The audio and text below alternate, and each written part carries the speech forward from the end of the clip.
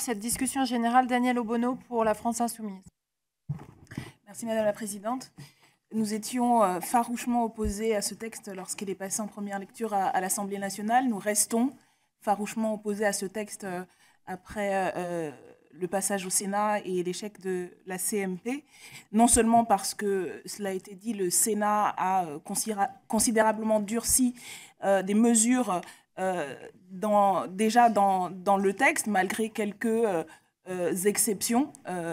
que nous défendrons, mais la pente, et comme nous le disions déjà lors des premiers débats, la pente était déjà prise et la suppression que nous défendrons de ces ajouts négatifs du Sénat ne remettra pas à l'équilibre un texte qui de toute façon, et ça cela a été dénoncé non seulement par nous et d'autres groupes d'opposition dans cette Assemblée, mais rappelons-le tout de même, par l'ensemble des organisations de défense des droits humains,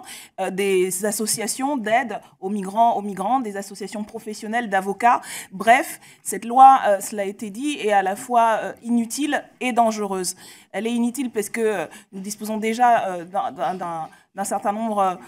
de dispositifs sur le droit des étrangers. Elle est inutile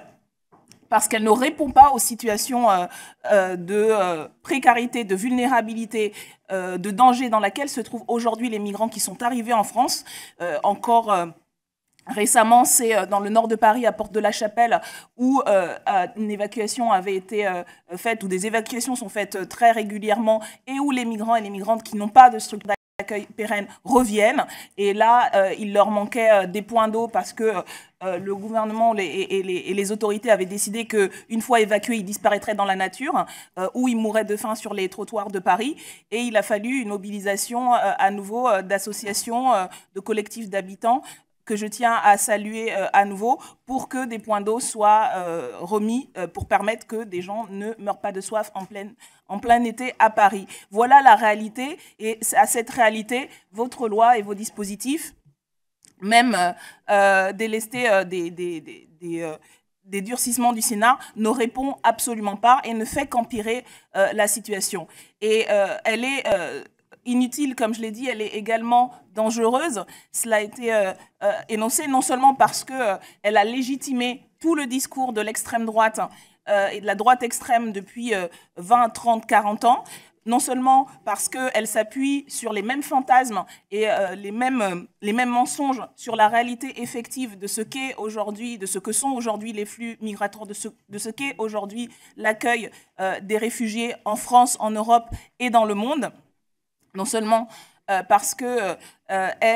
crée un climat de tension et de désigner, encore une fois, les personnes migrantes qui ont besoin de protection, les réfugiés, comme les problèmes et comme la source de difficultés vis-à-vis de nos concitoyens et concitoyennes. Et enfin, parce qu'au niveau international, au niveau européen, on l'a vu, les résultats du dernier Conseil européen l'ont montré, elle s'inscrit, malgré toutes les dénégations du gouvernement et de la majorité, elle s'inscrit dans le durcissement qui se passe en Europe. Elle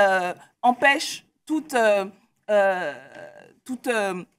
distinction de la France d'un certain nombre de pays d'Europe de l'Est sur lesquels la France s'est alignée sur la question migratoire notamment, puisque en l'état, Emmanuel Macron était bien le dernier à pouvoir donner quelques leçons que ce soit aux pays d'Europe de l'Est ou à l'Autriche en matière de politique migratoire, puisque